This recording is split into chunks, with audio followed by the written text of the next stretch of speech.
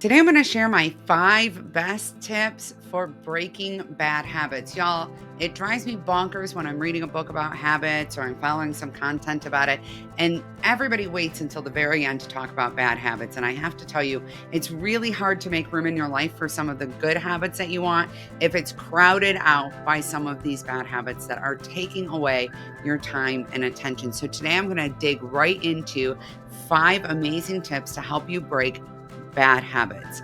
If you're new here, this is Upcycled Adulting, my YouTube channel. My name is Cassie Feld, and I am the founder, CEO, and head coach here at Upcycled Adulting. And I have to tell you, I had a lot of bad habits, and that I really struggled with habits and routines, including how to break bad habits. So I've kind of worked this every which way I possibly can. And these are my 5 very best tips that are sure to make it much easier for you to break bad habits. So let's go ahead and get started. Number 1 is probably a shocker, and you may have never thought of it, and that is change your language. As you identify as your habit and you keep saying that over and over again, you are actually reinforcing in your brain that that is who you are. That is what you do. Rather than uprooting that, every time that you call yourself out by your habit, you say, I am a procrastinator. I am lazy. I am a smoker. I am a nail biter. Whatever that happens to be, you are telling your brain that that is who you are. You're reinforcing it. You are making that connection in your brain stronger. It's stronger.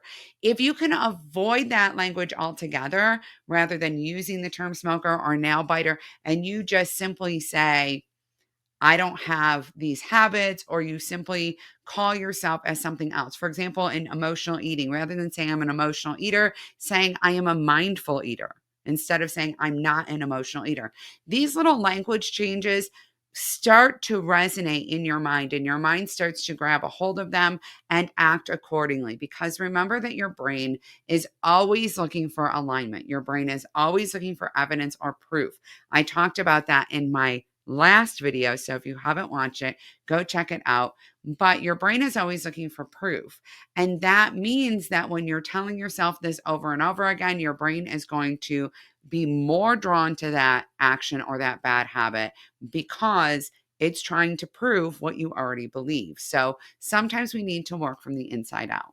Number 2 is get curious. Rather than getting mad at yourself, rather than beating yourself up, rather than just demeaning yourself, get curious. Where did this habit come from? What need does it serve? What are you getting out of it? You have that habit for a reason. Now, I think it's really important when we think about habits to remember that a lot of them are coping mechanisms. They're things that have served us well at other points in our life, but they no longer serve us. Or it's the best we knew to do when we were 3 or 7. And so we still do that thing. But that doesn't mean that there's something wrong with us. And that doesn't mean that there's something innately bad about that action that we're taking. Being able to understand that that's where it is and give ourselves grace and be grateful for the stopgap that that created to help us alleviate stress or cope with difficult situations and release it is really, really important. Beating yourself up about it, I have to tell you, is going to stress you out more, upset you more, and cause you to engage in it more. So instead, just get curious, get real about where it's coming from so that you can uproot it. And number 3, hugely dependent on number 2, is remove triggers. In the process of getting curious, understanding what triggers you to do it can be really helpful. For example, I never identified myself really as an emotional eater, but I did see myself as a nighttime muncher. And it was a habit I really wanted to break because I don't choose to munch on carrots at night. It's usually potato chips or ice cream or cookies, and it wasn't serving me well in my health goals. And when I started to get curious about why I was doing that or what was causing it, what I actually realized is that A, I was bored, and B, I was tired. And when I'm tired, I crave more refined carbohydrates and sugar, which, by the way, makes sense because my body's looking for a quick fuel source. That's not something bad. but it isn't something I want to engage in. So I started creating some parameters around what I do at night. And one of the things I started doing was saying, okay, do I want to munch on chips right now because I'm tired? Then I need to go to bed, or because I'm bored. And so often it was bored that I started engaging in number 4, and that is find something new. So I recognized in myself this need to multitask. It's hard for me to do one thing. It's hard for me to sit and watch a TV show. I generally need to be moving in some way. I know everyone is different about this. My sister, for example, she's like, if you move or make a sound, if you ask me to do anything, I have to pause the show or I can't follow. I am the opposite. I need to be folding clothes. I need to be scrolling my phone. I need to be cooking a meal. I need to be doing something, because just sitting and watching a TV show just really isn't quite enough for me. But I do enjoy doing it. Like, I like watching a movie.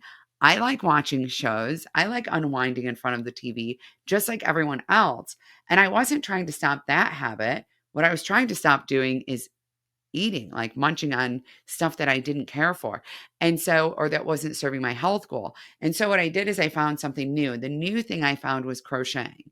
So now I crochet at night. Now crocheting has taken the place of nail biting, hair twirling, mindless munching, and actually smoking. I kid you not. I found that I needed to do something busy with my hands. And so I found something new that kept my hands busy. Whatever it is that you're seeing is the thing that you need to replace, find something new to put in that space. It could, by the way, be a new positive habit. Like, I could have replaced my habit with eating something healthier, eating kale chips, for example, or carrot sticks instead. But what I did is I replaced it with crocheting. So find something that aligns to whatever need you're meeting with your habit, and do that instead. And number 5, please hear me out to the end of number 5, because I'm not going to say it in the way other people do, is get support. And no, not from your partner. That is not what I mean. Please do not get support because you're trying to stop emotional eating from your spouse. There's a very high likelihood that at some point you're going to start taking that personally, or it's going to start feeling naggy, or it's going to start creating resentment or insecurity in the relationship. Generally speaking, it's helpful to find support from people who are not necessarily you're not necessarily quite as vulnerable to. And I know that that sounds really wild and contradictory to what other people say to do. And I understand that some of you are like, if your relationship is secure, this shouldn't be a problem, and your spouse should help bring out the best in you. But your spouse is not your only relationship. And there are some things that are better served by other people. Please take it from someone who's been married for 23 years, who is surrounded by other people, and how I have seen this erode at the way of marriages is unreal. The number of intimacy issues I've seen in relationships because of a partner, usually the wife, asking her spouse, usually the husband, to hold her accountable in her new meal plan in particular is astronomical. The degree to which people begin to resent their partner saying to them, "Are you biting your nails again? Stop biting your nails. Remember, you don't want to bite your nails." Listen, we have enough to feel like we are in each other with, where it's like, we need to touch base about the kids and who's going here and who's doing this chore and et cetera, et cetera. We don't need to feel like we're being nagged or nagging and our partner in these ways. It just creates a very complicated dynamic in most relationships. Just putting that out there. If you need support, you can lean into a friend. You can lean into a community, maybe a group of people who are working on the same thing you are. This has been wildly successful, as many of you know. We're most familiar with it in 12-step circles that are geared toward substance abuse recovery. And this works as well in other facets. If you're trying to stop emotional eating, there are actually support groups for that. If you're trying to stop even nail biting or hair twirling, finding somebody that also has that habit or that has another hand habit they're trying to stop, and holding each other accountable and reporting in your successes or what you're doing to improve can make a very big difference. In addition, I invite you to join my community. In my circle, we're always all about providing encouragement and support and validation and accountability to help you break the habits that are no longer serving you and create the habits that you want. In addition, you'll find all kinds of additional training and connection and resources and things like that to help you out on your journey. So I hope to see you there. And until then, please know that your habits that you've been trying to rid yourself of are there for a reason. It's not because you are a screw up or you have anything to be ashamed of or you are so wrong in some way. Everyone has bad habits that they're trying to break. Those habits are often rooted in coping mechanisms and skills from our childhood and long, long ago. And it's okay. You can break those habits. I promise you can. You are absolutely amazing and you deserve the life that you have been dreaming of. Do not forget to subscribe. I will see you next time. Bye, everyone.